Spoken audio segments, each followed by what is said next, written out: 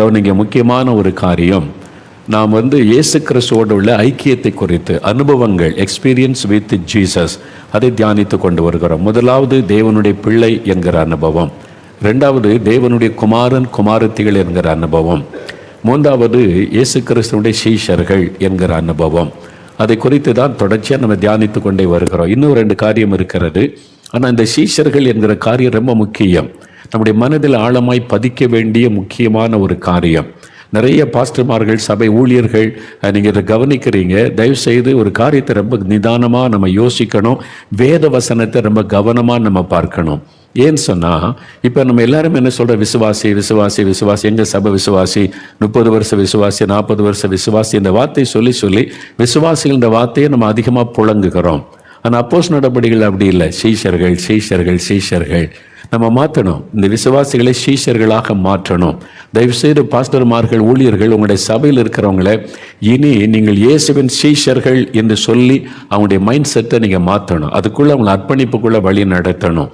ஏன்னா சீஷர்கள், இயேசுவே சீஷர்களை குறித்து சொல்லும்போது அவர் சீஷரோடு கூட தனித்து பேசினார். லூக்கா 9:1 சீஷர்களாக நம்ம மாறிட்டா ஆண்டவர் தனித்து நம்மோடு பேசுவார், அவரோட நெருக்கமாக இருக்க முடியும்.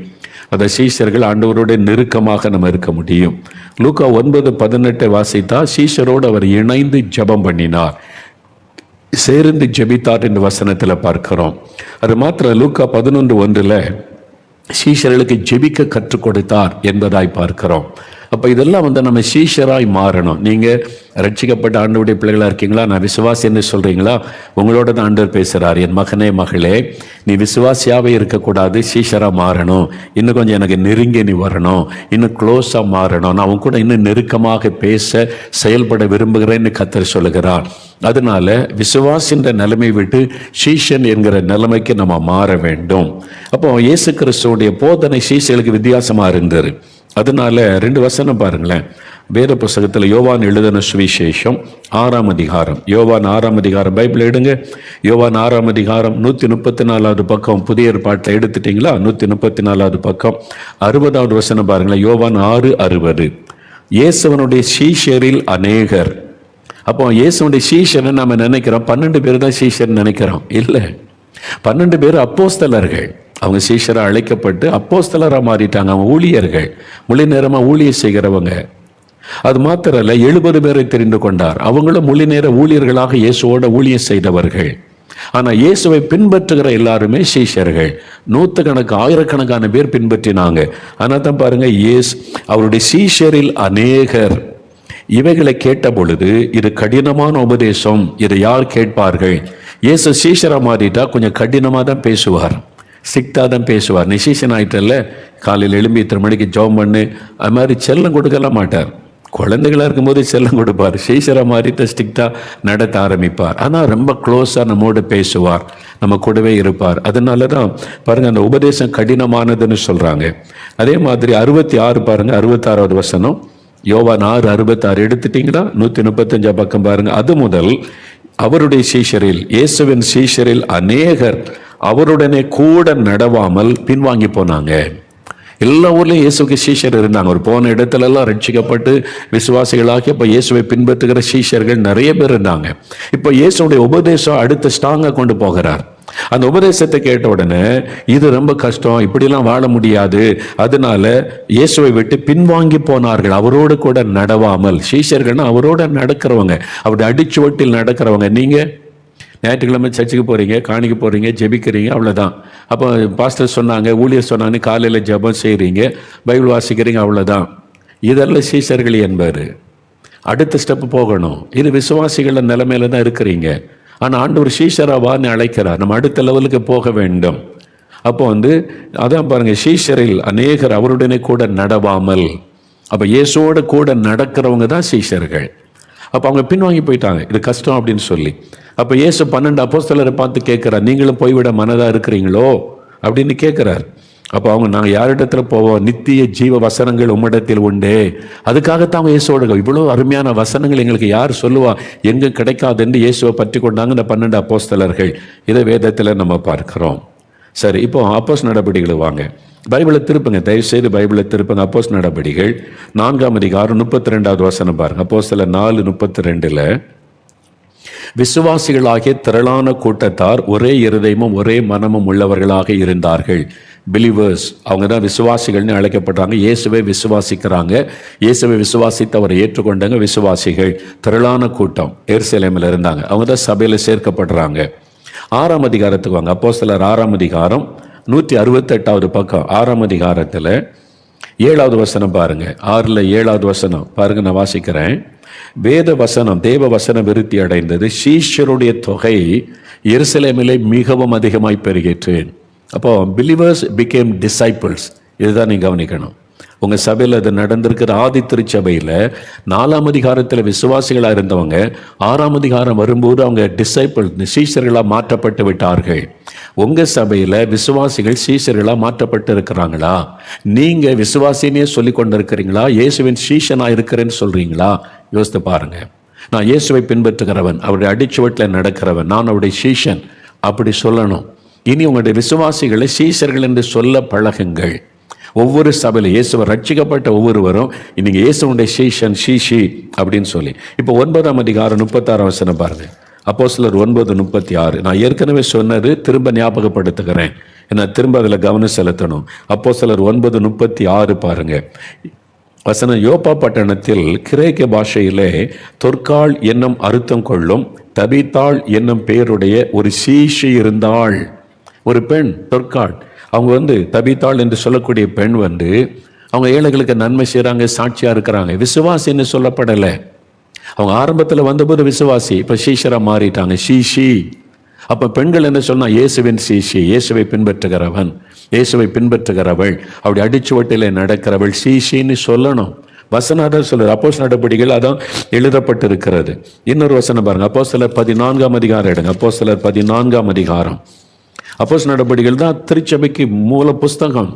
அப்போ எல்லாம் பாஸ்டர்மார், போதகர்கள் அப்போஸ்தலர் நடபடிகளை தான் உங்கள் சபையில் அப்ளை பண்ணணும். அப்போஸ்தலர் நடபடிகளை சொல்லப்பட்டு தான் உங்கள் சபையில் கொண்டு வரணும். அதான் ஆதி திருச்சபை. அது மாதிரி நடக்கிறது தான் ஆண்டவர் எழுதி வைத்தார். நம்ம அதையே மறந்து விடுகிறோம்ல. அதனால தயவு செய்து அப்போஸ்தலர் நடபடிகளை ரொம்ப கவனமாக பாருங்க. அதே மாதிரி தான் எழுப்புதல் வரப்போகிறது, அதை விட பல மடங்கு. இப்போ அப்போஸ்தலர் நடபடிகள் 14ஆம் அதிகாரம் 22ஆம் வசனம் பாருங்க. 183ஆம் பக்கம் எடுத்துட்டீங்களா? பைபிள் எடுத்துட்டீங்களா? சீஷருடைய மனதை திடப்படுத்தி, பவுல் அப்போஸ்தலன் அவர் அந்த பட்டணத்தில் உள்ள அந்தியோகியா பட்டணத்திற்கு போய் அங்குள்ள சீஷருடைய மனதை திடப்படுத்தி, சீஷர் விசுவாசிகள், சீஷர் அந்த சபைக்கு வர்ற விசுவாசிகள் சீஷரா மாறிட்டாங்க. சீஷருடைய மனதை திடப்படுத்தி என்பதாக நம்ம வாசிக்கிறோம்.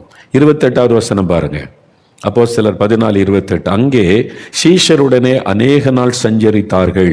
அந்தியோகியா பட்டணத்துக்கு பவுல் வந்தார். சீஷருடனே, விசுவாசிகளோடனே சொல்லப்படலை, சீஷர்கள். எப்போ நீங்க உங்க சபையை அப்படி மாற்ற போறீங்க? இன்னும் விசுவாசின்னு சொல்றீங்களே, அவங்க சீஷரை எப்போ வயது வசனத்தின்படி மாத்தினாதான் அந்த ஆசீர்வாதத்தை சபை பார்க்க முடியும். வசனத்துக்கு ஏற்றபடி நம்ம மாறி ஆகணும். அப்போஸ்தலர் 16ஆம் அதிகாரம் 1ஆம் வசனம் பாருங்க. அப்போஸ்தலர் 16:1. அது 185 பக்கம் பாருங்க. அதன் பின்பு அவன் தெர்பைக்கும் லீஸ்தராவுக்கும் போனான். அங்கே தீமோத்தேயு எனப்பட்ட ஒரு சீஷன் இருந்தான். தீமோத்தேயு என்னும் சீஷன், விசுவாசி இருந்தான்னு சொல்லப்படலை, சீஷன் இருந்தான். பார்த்தீங்களா? அப்படிதான் வசனம் குறிப்பிடுகிறார். இப்போ அப்போஸ்தலர் 18:23 பாருங்க. அப்போஸ்தலர் 18:23வது வசனம். வசனத்தை திருப்புங்க, பைபிளை பாருங்க, வசனத்திற்கு முக்கியத்துவம் கொடுங்க. தயவு செய்து சபை நடத்துகிற பாஸ்டர்மார், மெய்ப்பர்கள் அப்போஸ்தலர் நடபடிகளை இன்னும் கவனமாக பார்த்து உங்களுடைய சபை அப்படி மாறணும்னு ஆசைப்படுங்க, ஜெபிங்க. அப்போதான் சபை வளரும். விசுவாசியாக இருக்க வரைக்கும் சபை வளராது. விசுவாசிகள் சீஷராக மாறினாதான் சபை வேகமாக வளரும். பார்த்தீங்களா? அவங்க அப்போஸ்தலர் 18:23 பாருங்க. அந்த வசனம் என்ன சொல்லுகிறது? அங்கே சில காலம் சஞ்சரித்த பின்பு புறப்பட்டு கிரமமாய் கலாத்தியா நாட்டிலேயும் பிரிகியா நாட்டிலேயும் சுற்றி திரிந்து சீஷர் எல்லாரையும் திடப்படுத்தி இயேசுவை விசுவாசித்த சபைக்கு வந்தவங்கள சீஷர்கள் என்றுதான் பைபிள் குறிப்பிடுகிறது. வேத வசனம் 20ஆம் அதிகாரம் அப்போஸ்தலர் 20:1-2 வாசித்து பாருங்க. அங்கே என்ன சொல்லப்பட்டிருக்கிறது? கலகம் அமர்ந்த பின்பு பவுல் சீஷரை தன்னிடத்தில் வரவழைத்து, அந்த சபையில் இருந்த சீஷரை எல்லாம் வரவழைத்து அவளோடு பேசினார். 2வது வசனம் பாருங்க. அந்த திசைகளில் சுற்றி நடந்து சீஷர்களுக்கு வெகுவாய் புத்தி சொல்லி, சீஷர்களுக்கு புத்தி சொல்லி அடுத்த பட்டணத்திற்கு போனார். பார்த்தீங்களா? 21:4 பாருங்க. அப்போஸ்தலர் 21:4 பாருங்க. அந்த வசனம், அவ்விடத்தில் உள்ள சீஷரை கண்டுபிடித்து அங்கே அவர் 7 நாள் தங்கினோம் என்று சொல்லுகிறார். அப்போ அப்போஸ்தலர் முழுதுமே 4 அதிகாரத்தில் தான் விசுவாசிகள்னு சொல்லப்படுது, ரட்சிக்கப்பட்டு வந்தவங்களை.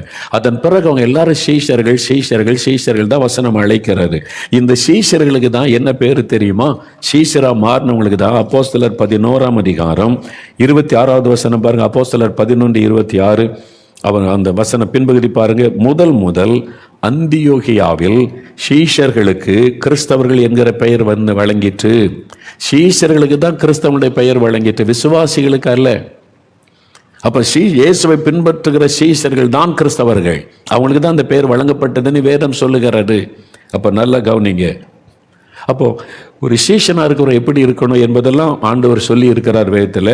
நீங்க நாம் ஏற்கனவே சொன்னதை ஞாபகப்படுத்துகிற முதலாவது, அவன் தன்னைத்தான் வெறுக்கணும், சிலுவையை எடுத்துக்கொள்ளணும், இயேசுவை பின்பற்றணும். அவன் தான் சீஷன். அது மாத்திரம் இல்லை, யோவான் 8:31 என் உபதேசத்தில் நிலைத்திருக்கிறவன் எனக்கு சீஷனாகிருப்பான். இயேசுடைய உபதேசத்தில் நிலைத்திருக்கணும். அவன் மிகுந்த கனிகளை கொடுப்பான். யோவான் 15:8 கனி கொடுக்கிறவங்க தான் சீஷர்கள். அவங்க அன்புள்ளவர்களாக இருப்பாங்க. யோவான் 13:35. இப்படி இயேசு சீஷர்களை குறித்து நிறைய காரியத்தை வேதத்தில் சொல்லி இருக்கிறதே நம்ம வாசிக்கிறோம். சரி, சீஷர்கள்னா இப்படிலாம் இருக்கணும், இயேசுவின் சுபாவர்கள்லாம் பார்த்தோம்ல. இப்போ கடைசி அவர் முக்கியமான காரியத்தை இன்றைக்கு நாம் பார்க்க போகிறோம். அவர்கள் இயேசுவை அறிவிக்கிறவர்கள், அதான் சீஷர்கள். விசுவாசிகளுக்கு சீஷர்களுக்கு என்ன வித்தியாசம்? விசுவாசிகள்னா, நான் இயேசுவை விசுவாசிக்கிறேன், எனக்கு சுகம் தருவார், விடுதலை தருவார், ஆசீர்வதிப்பார், என் பிள்ளைகளை ஆசீர்வதிப்பார், தேவைக்காக ஜெபித்து கொண்டே இருப்பாங்க. பார்த்தீங்களா? அவங்க விசுவாசிகள். அவங்க வெறும் சுயநலமா அவருக்கு என்ன வேணுமோ அதை கேட்பாங்க, அவ்வளவுதான். ஆனால் சீஷர்கள் என்பது அப்படி அல்ல. இயேசுக்காக நான் என்ன செய்யணும், இயேசுக்காக நான் ஏதாவது செய்யணும். இப்போ நிறைய பேர், நீங்க தேசத்துக்காக ஜெபிக்கிறீங்களா? நீங்க சீஷர்கள், நீங்கள் சீஷைகள். இயேசு விரும்புகிறதை செய்றீங்க. 1 மணி நேரம் ஜெபிக்கிறோன்னு சொல்றீங்க. அந்த தகப்பனார் சொன்னாங்க, சின்ன பிள்ளைகள் ஜெபிக்கிறாங்க, நீங்க சீஷரா மாறிட்டீங்க.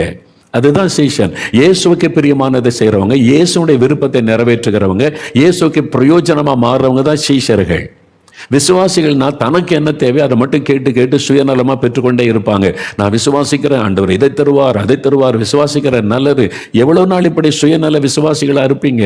அடுத்த லெவலுக்கு வாங்க, சீஷரா மாறுங்க. இயேசுக்காக நான் என்ன செய்யணும், இயேசுக்காக நான் ஏதாவது செய்யணும், இயேசுவை சந்தோஷப்படுத்தணும், நான் அவர் விரும்புகிறபடி ஜெபிக்கணும். அது முக்கியமான ஒரு பகுதி. சுவிசேஷம் அறிவிப்பது, இயேசுவை மற்றவர்களுக்கு சொல்லுவது. அதான் ஆண்டவர் சொல்றார் யோவான் 15:8 மிகுந்த கனிகளை கொடுத்தால் நீங்கள் என் சீஷராய் இருப்பீர்கள். கனி கொடுக்கிறன்னா என்னது? ஆத்மாக்களை ஆதாயம் பண்ணுவது. ஆத்மா என்ற கனியை கொண்டு வந்து இயேசுவிடத்தில் சேர்ப்பது, சுவிசேஷத்தை மற்றவர்களுக்கு சொல்லுவது. ஆண்டவர் உங்களுக்கு பிரசங்கம் பண்ண சொல்லலை, அதுக்கு ஊழியர்கள் அந்த அழைப்பு. அவங்க ஊழியம் செய்கிறவங்க பிரசங்கம் பண்ணுவாங்க. சீஷர்கள் இயேசுவை அறிமுகப்படுத்தினவங்கள ஷேரிங் த காஸ்பல். உங்களுக்கு இயேசு கொடுத்து செய்ததை சொல்லுங்க போகிறவங்கள தான். பக்கத்தில் உள்ளவங்களுக்கு சொல்லலாம், பக்கத்து கிராமத்தில் சொல்லலாம், பக்கம் தெருவில் உள்ளவங்களுக்கு சொல்லலாம், கூட வேலை பார்க்குறவங்களுக்கு சொல்லணும். அதுக்கு நீங்கள் ஒரு ட்ராக்ஸ் கொடுக்கலாம், தினம் ஒரு கைப்பிரதி கொடுங்களேன், நிறைய வேண்டாம். டெய்லி 1 ட்ராக் ஏ டே, ஒரு நாளைக்கு ஒரு கைப்பிரதி ஒரு ஆளுக்கு கொடுங்க. அது பெரிய ஒரு ஒளி. ஆண்டவர் உங்களை சந்தோஷப்படுவார். சீஷர்கள், ஒவ்வொரு சபையில் இருக்கிற விசுவாசிகளை சீஷராக மாறணும். நீங்கள் இப்போ நிறைய பேர் மாறிக்கிட்டே வர்றீங்க, ஆனால் உங்களுக்கு சீஷராக மாறிட்டது தெரியல. நீங்கள் இயேசுக்கு பிரியமானதை செய்ய ஆரம்பிக்கிறீங்களா? இயேசுகிட்ட வந்து கேட்டு பெற்றுக்கொண்டே இருக்கிறவங்க விசுவாசிகள். விசுவாசிக்கிறேன்னு சுயநலத்துக்காக அவங்க தேவைக்கு மட்டும் வருவாங்க.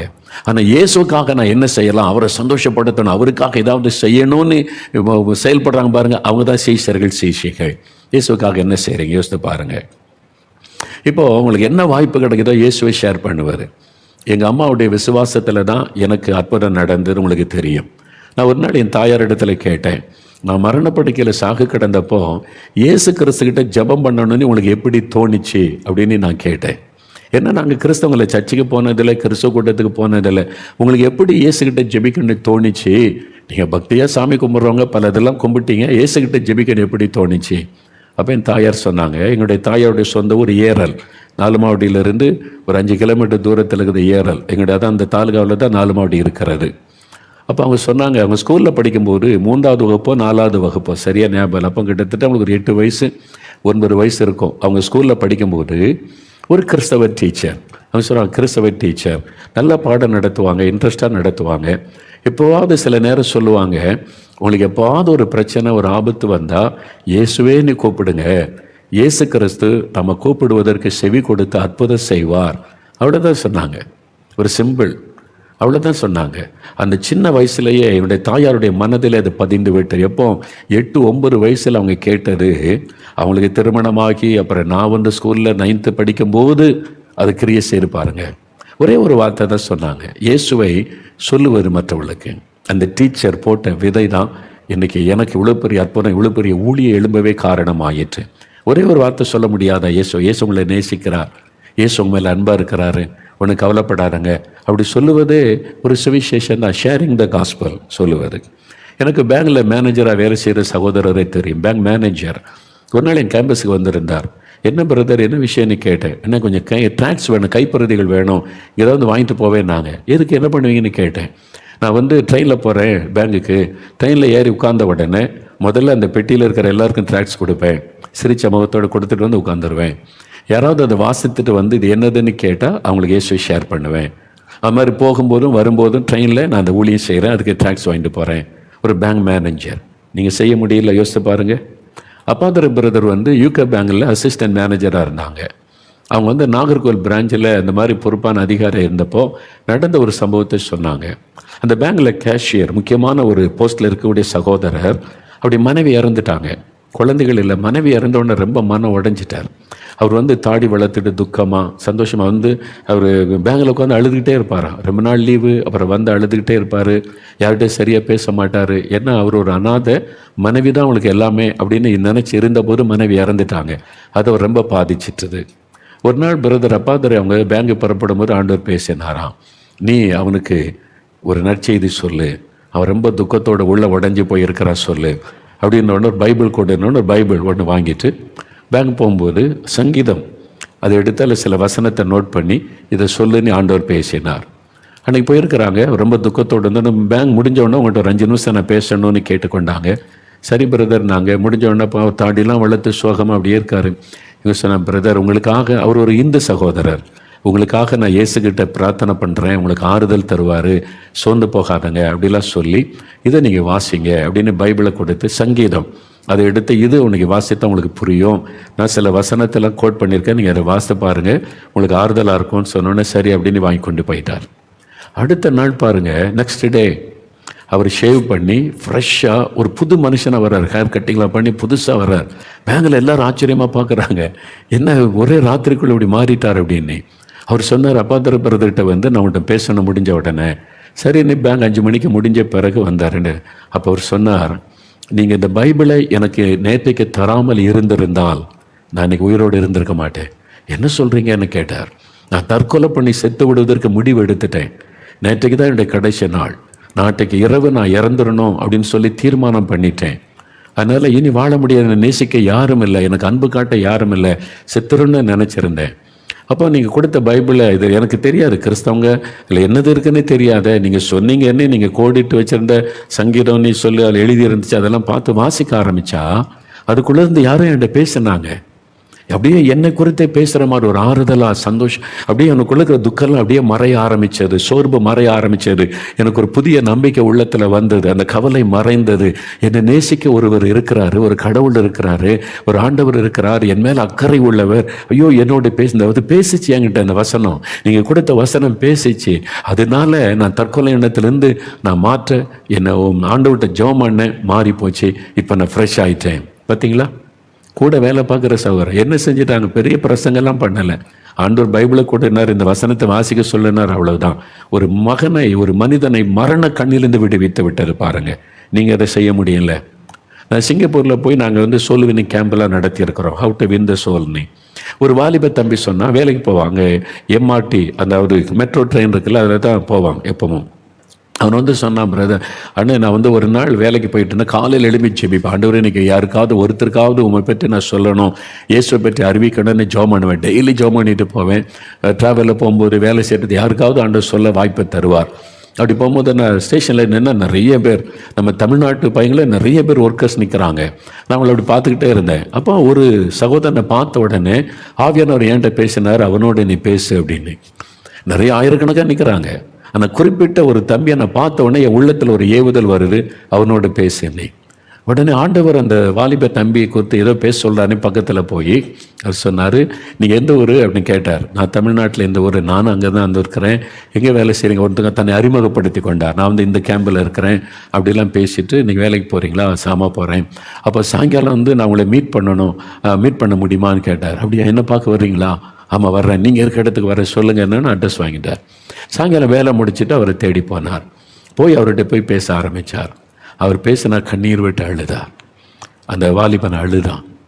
அப்போ வந்து அவன் சொன்னான், நான் வந்து கடன் வாங்கிட்டு இந்தியாவிலேருந்து வந்தேன், வீட்டுக்கு கடனையும் திருப்பி அனுப்ப முடியல, இங்கே வேலையில் இவ்வளோ பிரச்சனை, கஷ்டம், போதுமான வருமானம் இல்லை, எனக்கு சம்பளம் போதுமானது இல்லை, வீட்டில் ரொம்ப எதிர்பார்க்குறாங்க, திரும்பி போயிடலாம் அப்படின்னு போனால் அங்கே பெரிய தேவை இருக்குது, செத்து போயிடலான்னு நினச்சிட்டேன், எனக்கு வாழ்க்கையை வெறுத்துட்டு நான் செத்துறணும்னு நினச்சி தான் நின்றேன்.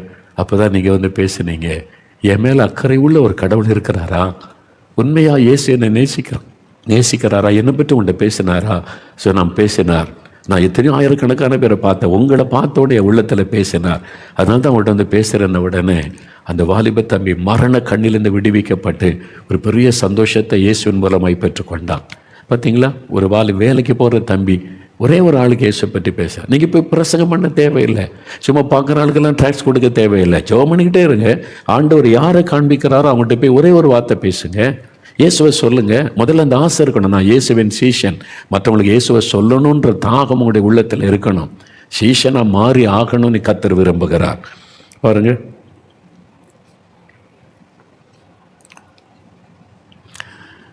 நாங்கள் நாலுமாவட்டியில் ஒவ்வொரு வருஷமும் டீன்ஸ் கேம்ப் வச்சோம். இந்த கொரோனா காலத்துக்கு முன்னால் இளம் வாலிபர்களுக்கான முகாம், டீன்ஸ் கேம்ப். வாலிப பிள்ளைகள் ஸ்கூலில் அப்படி அது 13 வயசுலேருந்து 19 வயசு வரைக்கும் அவங்களுக்கு என்ன ஸ்பெஷல் கேம்ப் வச்சு செய்தி அவங்களை கர்த்தருக்குள்ளே பலப்படுத்த. ஒரு நாள் வந்து ஒரு சந்தியா ஜபம் மைதானத்தில் வைத்தோம். இயேசு அநேகரை தொட்டார். பிள்ளைகள் கண்ணீரோடு அழுது ஜெபிச்சாங்க, அபிஷேகம் பண்ணினார். அது முடிஞ்ச உடனே சிலர் வந்து என்கிட்ட பேசிக்கிட்டு இருந்தாங்க, சின்ன பிள்ளைகள், பையங்க பிள்ளைகள்லாம். அதில் ஒரு மகள் வந்தாள். நாங்களும் உங்கள்கிட்ட பேசணும். என்னம்மா பேசணும் கேட்டால் 14 வயசு இருக்கும், அவ்வளோதான், ஸ்கூலில் படிக்கிற சிறு பெண். என்ன பேசணும், ஏசப்பா என்கிட்ட பேசினாங்க, அதை உங்கள்கிட்ட ஷேர் பண்ணணும். என்ன பேசுனாங்க, என் வாட்சை பற்றி பேசுனாங்கன்னா. வாட்சை பற்றியா, அது விதர்ப்பமாக இருக்குல்ல, வாட்சை பற்றி ஆண்டவர் என்ன பேசுவார், இல்லை என்கிட்ட பேசுனாங்க. என்ன இந்த மகள் வந்து வித்தியாசமாக சொல்லால, சரி என்ன பேசுனா சொல்லு. அவள் சொன்னால், இந்த வாட்ச் வந்து அந்த கையில் கழட்டி வச்சுருந்தா, கட்டி இருக்கல கழட்டி வச்சுருந்தா. எனக்கு சில வாரங்களுக்கு முன்னால் பர்த்டே வந்தது, பிறந்த நாள். எங்கள் ஃப்ரெண்டு, எங்களோட படிக்கிற ஃப்ரெண்டு, ஒரு பணக்கார வீட்டு பிள்ளை, நான் ஏழை குடும்பம், வசதி கிடையாது. அவள் வந்து எனக்கு ஒரு கிஃப்ட் வாங்கி கொடுத்தா, 2000 ரூபாய்க்கு வாட்சி. 2000க்கு வாட்சுன்னா அவளுக்கு நம்பவே முடியல, ஏன்னா அவள் ஏழை குடும்பம். அந்த வாட்ச், அழகான வாட்ச், அவங்க அப்பா அம்மாட்ட சொல்லி எனக்கு வாங்கிட்டு வந்து கொடுத்தா. எனக்கு ரொம்ப சந்தோஷம், இவ்வளோக்கு ஒரு காஸ்ட்லியான வாட்ச்சு எனக்கு என் ஃப்ரெண்டு தந்திருக்கான்னு. கிளாஸில் எல்லாருக்கும் காஞ்சு நல்லா இருக்கா நான் நல்லா இருக்கு, என் ஃப்ரெண்டு கொடுத்தா எனக்கு பர்த்டே கிஃப்டாக கொடுத்தா. டீச்சர்கிட்ட கொண்டு காமிச்சு, டீச்சர் நல்லா இருக்குது, என்ன விசேஷம், பிறந்த நாளுக்கு என் ஃப்ரெண்டு கொடுத்தா. ஸ்கூல் முழுதும் சொல்லிட்டா, எல்லா டீச்சருக்கும் சொல்லிட்டா. நான் வந்து எல்லாருக்கும் சொல்லிட்டேன். வீட்டுக்கு வந்து தெருவில் போகிற எல்லோரும், எங்கள் தெருவில் இருப்பாங்கள்ல, அங்கே ஆண்டி நல்லா இருக்குதா, அங்கே நல்லா இருக்குது, அண்ணன் நல்லா இருக்கா கேட்டேன், எல்லாம் நல்லா இருக்குமா, என் ஃப்ரெண்டு கொடுத்தா, என் கிளாஸில் எனக்கு ஒரு ஃப்ரெண்டு இருக்கா, எனக்கு கொடுத்தான்னு சொல்லி எல்லாருக்கும் சொல்லிட்டேன். வீட்டில், தெருவில், ஸ்கூலில் எல்லாருக்கும். எனக்கு சந்தோஷம். சரி, அதுக்கு என்ன, நான் இன்றைக்கு ஜெபம் பண்ணிக்கிட்டு இருக்கும்போது இயேசு வந்து என்னை சந்தித்தார்.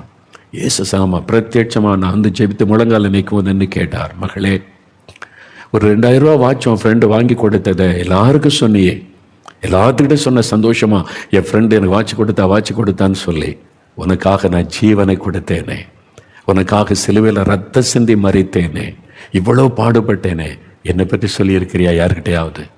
அந்த வார்த்தை ஆண்டவர் கேட்டார். என் இருதயம் நொறுங்கி அழுதேன். என்ன மன்னிச்சிருங்க ஆண்டவரே, உண்மை பற்றி நான் யார்கிட்டமே சொல்லலையே.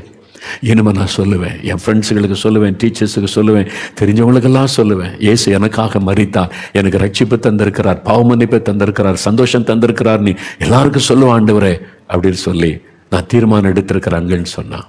அதே இயேசு அவங்கள பார்த்து சொல்கிறார், எனக்கு சுகந்தாங்க, விடுதலை தாங்க, எல்லாம் கேட்குறேன், எல்லாத்தையும் நான் தர்றேனே. என்னை பற்றி பக்கத்து வீட்டில் சொன்னியா, எதிர் வீட்டில் சொன்னியா, உன் ஃப்ரெண்டுக்கு சொன்னியா, நீ என்னைக்கு சீஷனாக மாறுவேன், எப்போ சீஷியாக மாறுவேன், சுயநலமாக விசுவாசின்ற பேர்லையே உன்னை முடக்கி கொள்ளுவாயா? ஆண்டவர் கேட்கிறார், என்ன சொல்ல போகிறீங்க? எல்லாருமே சீஷராக மாறணும். அன்றைக்கு அப்போஸ்தலர் நடபடிகளில் ஆதித்துறை சபையில் எல்லாரும் சீஷராக மாறினாங்க. நீங்கள் மாறி ஆகணும். அதான் கர்த்தர் விரும்புகிறார். அதுக்கு என்ன செய்யற? உங்களுக்கு ட்ராக்ஸ் நான் என்ன சொல்கிறேன்னா, தினம் ஒரு ட்ராக்ஸ் கொடுங்க. ஒன் ட்ராக்ஸ் எ டே. ஒரு நாளைக்கு ஒரு ட்ராக்ஸ் கொடுங்க போகிறோம். நீங்கள் நிறையெல்லாம் கொடுக்க வேண்டாம். அப்படியே போய் கொடுங்க. ஒரே ஒரு ட்ராக்ஸ். நீங்கள் வேலைக்கு போகிறீங்க, படிக்க போகிறீங்களா, ட்ராக்ஸ் நாங்கள் தரோம் உங்களுக்கு. விதவிதமான சின்ன பாக்கெட்டில் வைக்கிற மாதிரி ட்ராக்ஸ் தரோம். அவ்வளோதான். தேடி வந்தார் அற்புதம் செய்தார் என்னுடைய சாட்சி. இது கிறிஸ்மஸ் டைமில் கொடுக்கறதுக்கு. பயப்படாதீர்கள், உங்களுக்காக ரட்சகர் பிறந்திருக்கார். Christmas tracks. உங்களுக்கு சமாதானம். நிறைய பேர் நிம்மதி சமாதானம் இல்லாமல் இருக்காங்க. உங்களுக்கு சமாதானம். சின்ன பேக்கெட் ரொம்ப அழகான புக்லெட்டாக நாங்கள் பிரிண்ட் பண்ணியிருக்கிறோம்.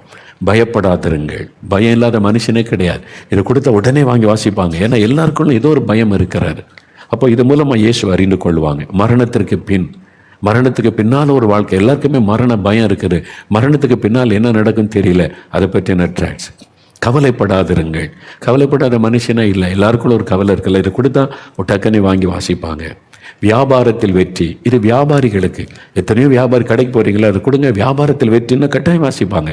ஏன்னா வியாபாரத்தில் வெற்றி பெற என்ன செய்யணும் எழுதப்பட்ட ஒரு கைப்பிரதி ஒரு வாலிப மகள் எழுதி கொடுத்தாரு. அது மாதிரி நண்பனை உன்னை குறித்த பாரமுள்ள ஒருவர், என் மேலே அக்கறை செலுத்தி யாருமே இல்லைன்னு நினைக்கிறாங்க. இந்த ட்ராக்ஸ் அவங்களை சந்திக்கும். நிறைய பேரை தொட்டு இருக்கிறது. சுகமாக வேண்டும் என்று விரும்புகிறாயா? இந்த ட்ராக்ஸ் சுகமாக வேண்டும். வியாதியஸ்தர்கள் ஆஸ்பத்திரியில் வியாதிப்பட்ட ஒருத்தருக்கு நீங்கள் அப்படி ஒரு ட்ராக்ஸ் கொடுத்தா வியாதிப்பட்டவங்க வாங்கி வாசிப்பாங்க. மெய்யான தீப ஒளி வெளிச்சம். பார்த்தீங்களா, தீபாவளியில் நம்ம ஜனங்கள் எவ்வளோ சந்தோஷமாக கொண்டாடுறாங்க. அதனுடைய அர்த்தம் என்ன, அதனுடைய உண்மையான ஆவிக்குரிய அர்த்தம் என்ன, ஆசீர்வாதம் என்ன, அதை பற்றி எழுதப்பட்டிருக்கிற ஒரு கைப்பிரதி. அப்புறம் பாதுகாப்பின் பிரார்த்தனை. நிறைய ஆபத்து இருக்குல்ல. சங்கீதம் 91 சங்கீதத்தை அப்படியே வெளியிட்டிருக்கிறோம். இதை சொல்லி நீங்கள் இந்த தினம் இதை சொல்லிக்கிட்டே இருங்க. நீங்கள் பாதுகாப்பாக இருப்பீங்கன்னு நீங்கள் கொடுக்க முடியும். சின்ன பிள்ளைகளுக்குன்னு 2 ட்ராக்ஸ் இருக்குது. சிறு பிள்ளைகளுக்கு ஒன்று வருதுன்னு சிறு பிள்ளைகளுக்கு நல்ல படத்தோட கூடிய ட்ராக்ஸ். சின்ன குழந்தைகளுக்கு கொடுத்தீங்கன்னா படிக்கிற பிள்ளைகள். அப்புறம் ஓடு இது சிறு பிள்ளைகளுக்கான ட்ராக்ஸ். படங்களோடு இருக்கும். இது எல்லாமே படங்களோடு இருக்கும். இதை கொடுத்தீங்கன்னா சிறு பிள்ளைகள் வாசிப்பாங்க. இயேசுவை அவங்க அறிந்து கொள்ள செய்வது. அவ்வளோதான். நீங்கள் யார் ரட்சிக்கப்புள்ள பண்ணணும் அதில் அவங்க இயேசுன்ற நாமத்தை அறிந்து கொள்ளட்டுமே. இயேசு எப்படிப்பட்டவன் அறியட்டும். இந்த உங்கள் கூட இருக்கிற இயேசு எப்படிப்பட்டவர் சொல்லணும். அப்புறம் காஸ்பல் புக்கு உங்களுக்கு நற்செய்தி 4 சுவிசேஷத்தையும் நாங்கள் ஒன்றாக இணைத்து லூக்கா, மத்தேயு, மார்க்கு, லூக்கா எல்லாம் சேர்த்து சின்ன சின்ன படங்களோட இதில் இந்த புக்கில் வெளியிட்டிருக்கிறோம். இதில் இயேசுடைய பிறப்பிலிருந்து அவர் பரலோகத்துக்கு ஏறி செல்ல வரைக்கும் பின்னால் ஒரு 3-4 செய்தி அதில் இருக்கிறது. உங்களுக்கு சமாதானம். இந்த கைப்பறிது இருக்குல்ல, அதில் உங்களுக்கு சமாதானம், பயப்படாதுங்க, என்னுடைய சாட்சி, மரணத்திற்கு பின், கடைசியாக மரணத்திற்கு பின் நியாய தீர்ப்பு உண்டு. இதில் முழு செய்தி இருக்கிறது. ஒரு உலகத்தை ஆளும் ராஜாதி ராஜாவாக இயேசு திரும்ப வரப்போகிறார். 2ஆம் வருகைக்கு வரைக்கும் உள்ள செய்தி. இது ஒரு முழுமையான சுவிசேஷம். இதை நீங்கள் கொடுத்துட்டீங்கன்னா இயேசு பற்றி இந்த 4 சுவிசேஷம் முடிஞ்ச பிறகு இந்த செய்திகள் எல்லாமே முழுமையாக இயேசுவை அறிந்து கொள்ள செய்யும். இது தமிழில் இருக்குது, அப்புறம் மலையாளத்தில் இருக்குது, கன்னட மொழியில் இருக்குது, ஹிந்தியில் இருக்குது, பஞ்சாபில் இருக்கிறது, குஜராத்தில் இருக்குது, பெங்காலியில், எல்லா மொழிகளும் விதவிதமான கலரில் இது பல லட்சங்கள் நம்ம அச்சடித்து அதை கொடுக்குறோம். நிறைய பேர் வாங்கிட்டு போய் தங்களுடைய ஃப்ரெண்ட்ஸுக்கு கொடுக்குறாங்க. தெரிந்தவங்களுக்கு கூட வித நல்ல கலரில் பிரிண்ட் பண்ணியிருக்கிறோம். நீங்கள் ஒரு புக்கு வாரத்துக்கு ஒரே ஒரு ஆளுக்கு இந்த புக்கை கொடுக்கலாம். நீங்கள் தினம் ஒரு ட்ராக்ஸ் கொடுங்க. வாரத்துக்கு ஒரு புக்கு கொடுங்க. இதை வச்சு ஜோம் பண்ணுங்க. ஒன்று மட்டும் பாக்கெட்டில் வைங்க. ஒரு ட்ராக்ஸ் மட்டும் பாக்கெட்டில் வைத்துக் கொள்ளுங்க. நிறைய வச்சு கொடுங்க. ஜோம் பண்ணுங்க. ஆண்டவரே, இன்றைக்கு நான் ஒருவருக்கு உங்களை பற்றி சொல்லணும் அப்படின்னு சொல்லி நீங்கள் பார்க்குற எத்தனை பேருக்கு எல்லாருக்கும் கொடுக்க தெரியல. யாருக்கு கொடுக்கணும் ஒரு ஏவுதல் வருதோ இதை வாசிங்க, உங்களுக்கு ஆசீர்வாதமாக இருக்கும் அப்படின்னு கொடுங்க. அவங்க கேட்டால் அவங்களோட திரும்ப இயேசுவை பற்றி பேசலாம். எவ்வளவோ வாய்ப்பு இருக்குது. இயேசுவை பற்றி நீங்கள் சொல்லலைன்னா அது பாவம். நீங்கள் சீஷனா மாறாட்டா விசுவாசியாக இருந்து பல்லவத்துக்கு வர முடியாது. சீஷனா மாறணும். இயேசுவை அறிவிக்காமல் பல்லவத்தில் என்ன பண்ண போகிறீங்க? யோசித்து பாருங்க. ஒரு ஆளு கூட இயேசுவை பற்றி சொல்லாமல் பல்லவத்தில் என்ன பண்ண போகிறீங்க? இயேசு கேட்பார்ல, எனக்கு என்ன கொண்டு வந்த மகனே மகளே நீ கேட்ட என்ன பதில் சொல்லுவீங்க? நீ கேட்டதெல்லாம் அவனுக்கு தந்தல. சுகம் கேட்ட, விடுதலை கேட்ட, வீடு கேட்ட, வேலை கேட்ட, எல்லாம் தந்தேன். எனக்கு என்ன கொண்டு வந்த? கை நீட்டி கேட்ட என்ன சொல்லுவீங்க? ஒரு ஆளுக்கு கூட இயேசுவை பற்றி சொல்லாட்டா நீங்கள் வெட்கப்பட்டு போவீங்க. சீஷரா மாறணும். உங்கள் விசுவாசிகளை சீஷரா மாத்தாட்டா பாஸ்ட் மாற கர்த்தர் நிற்க வச்சு கேட்பார். நீ எல்லாரையும் விசுவாசியை வச்சு காணிக்க மட்டும் வாங்கிட்டு இருந்தியா? சீஷரா மாற்ற சொல்லி பைபிளில் சொன்னார்ல. ஆண்டவர் என்ன சொன்னார்?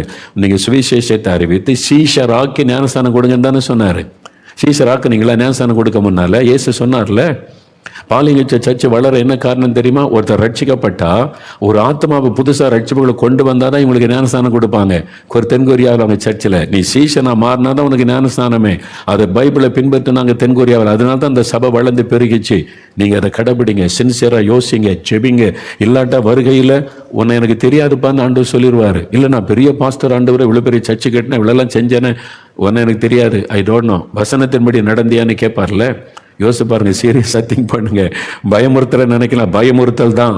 நீங்க பயப்படாதபடி துணிகரமா விசுவாசின்னு சுயநலமா வாழ்ந்தா பரலோகத்தில் இப்ப என்னத்தை செய்ய போறீங்க? சுவிசேஷத்தை சொல்லணும், இயேசுக்காக ஏதாவது செய்யணும், 4 ஆத்மாவுக்கு இயேசு பற்றி சொல்லணும். பாருங்க எத்தனை பேர், யாரோ ஒருத்தர் நீங்க ஜெபிக்கலாம் நிகழ்ச்சியை பார்க்க சொல்லுங்க, அது ஒரு ஊழியம், அது ஒரு சீஷனுடைய ஊழியம். எத்தனை பேர் என் ஃப்ரெண்டு சொன்னாங்க, என் சொந்தக்காரங்க சொல்லி நான் பார்த்தேன், எனக்கு நான் ரட்சிக்கப்பட்ட சுகம் பெற்றேன், எத்தனை பேர் சாட்சி சொல்றாங்க. அதுக்கு காரணம் யாரோ ஒருவர். அது செய்யலாமே, எத்தனை வாய்ப்பு இருக்கிறது. சீஷரா மாறணும்னா சுவிசேஷத்தை சொல்லணும், சீஷரா மாறணும். ஒப்பு கொடுக்குறீங்களா எல்லாரும்? ஆண்டவரே என்னை சீஷனா மாற்றும். பாஸ்டர்ஸ் ஒப்பு கொடுங்க, எங்க சபையில் இருக்கிற விசுவாசிகளை நான் சீஷரா மாற்றணும் ஆண்டவரே, அந்த கிருபை எனக்கு தாங்க. எல்லாரும் சுவிசேஷத்தை அறிவிக்கணும், எல்லாரும் ஊழியம் செய்யணும், எல்லாரும் ஆத்மாதாயம் பண்ணணும், எங்க சிறு பிள்ளைகள் வாலிபர்கள் எல்லாரையும் பயன்படுத்தும் அப்படின்னு ஜெபிக்கிறீங்களா?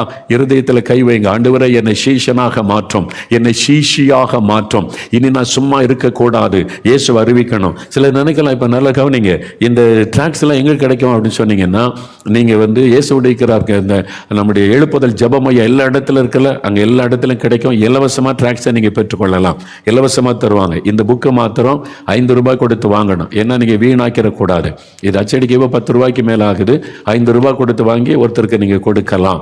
அது மாதிரி நீங்க எத்தனை டிராக்ஸ்னாலும் வாங்கலாம், உங்களுக்கு அனுப்பி கொடுக்க ஆயத்த 4 மாடியில் வந்து பெற்றுக்கொள்ளலாம். பல லாங்குவேஜில் இருக்கிறது பெற்றுக்கொள்ளலாம். இப்ப இருதயத்தில் கை வைங்க. ஆண்டவரே என்னை சீஷனாக மாற்றும், சீஷியாக மாற்றும். இனி வெறும் விசுவாசியா நான் இருக்கக்கூடாது, நான் சீஷனாக சீஷியாக உம்மை அறிவிக்கணும், சும்மை மற்றவங்களுக்கு அறிமுகப்படுத்தணும், சுவிசேஷத்தை சொல்லணும். அதுக்கு என்னை பயன்படுத்தும், என்னை ஒப்பு கொடுக்கிறேன் ஆண்டவரே.